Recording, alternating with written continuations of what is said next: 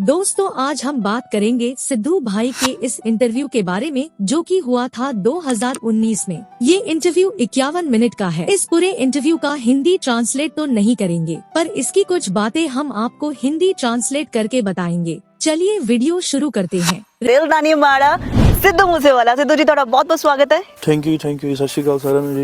Reporter का पहला सवाल था सिद्धू भाई से उनकी yes I am student film के बारे में कि कब उनकी फिल्म रिलीज होगी। सिद्धू भाई ने इस फिल्म की शूटिंग के बारे में बताया कि कहां-कहां उन्होंने शूटिंग की और अभी लास्ट 5 दिन उनके गांव में शूटिंग की है, तो ऑलमोस्ट एंड ऑफ मार्च या स्टार्टिंग ऑफ अप्रैल में फिल्म आ जाएगी। दोस्तों ये इंटरव्यू हुआ था 21 दिसंबर 2019 को, तो सिद्धू भाई 2020 के मार्च अप्रैल की बात कर रहे हैं। फिर रिपोर्टर ने पूछा कि इस फिल्म में क्या आपकी लाइफ देखने को मिलेगी, तो सिद्धू भाई ने कहा हाँ मेरी ही लाइफ है फिल्म में और जो स्टूडेंट वहाँ पढ़ते हैं वो सब इस फिल्म से रिलेट कर पाएंगे।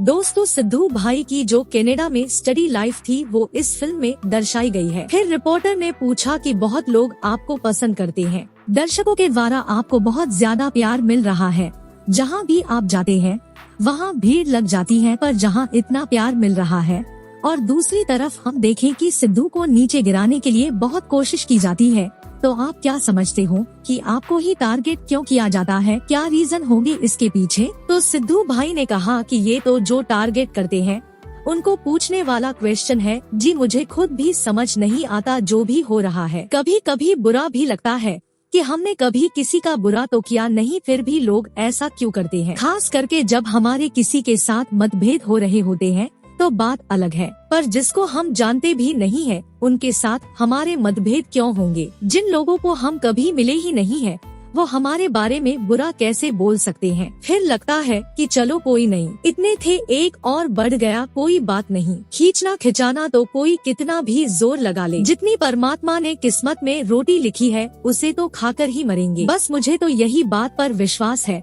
और दूसरी बात ये है कि अगर हमने किसी का बुरा नहीं किया तो मैं ये गारंटी के साथ कहता हूँ कि हमारे साथ कभी बुरा नहीं होगा। और मुझे तो परमात्मा पर पूरा भरोसा है, मैं तो बहुत ही यकीन करता हूँ। मैं आपसे पहले भी बात कर रहा था कि अगर किसी के खिलाफ एक वीडियो भी बन जाए तो वो इंसान एक झटके में नीचे आ जाता है, खास करके हमारे सिंगर्स में, कि हाँ ये तो अहंकारी है या ये है वो है, तो फिर वो बंदा खत्म हो जाता है। मैंने लोगों को खत्म होते देखा है। मेरे खिलाफ तो रोज 10 वीडियो बनती है, एक से बढ़कर एक कंट्रोवर्सी हो जाती है। क्या फिर भी कोई फर्क पड़ा? नहीं पड़ा। ये परमात्मा ही तो है, कोई ना कोई पावर तो है जो हमें खींचती फिरती है। हमें कम से कम उस पर तो भरोसा रखना ही चाहिए। और मुझे तो बहुत ही भरोसा है कि जब तक मैंने किसी का बुरा नहीं किया तो मेरे साथ भी गलत हो ही नहीं सकता। बाकी जाना आना, चढ़ाई गिराई सबकी जिंदगी में आते हैं, ये मैंने माना हुआ है। मैं जब कुछ भी नहीं था तब से ही मैंने ये मान लिया था कि सबको एक दिन साइड पर होना है, कोई सारी जिंदगी नहीं चल सकता। देखा दोस्तों सिद्धू भाई की सोच कितनी अच्छी थी, तभी वो आज भी लोगों के दिलों में जिंदा है। जो जितना छोटा बन के रहता है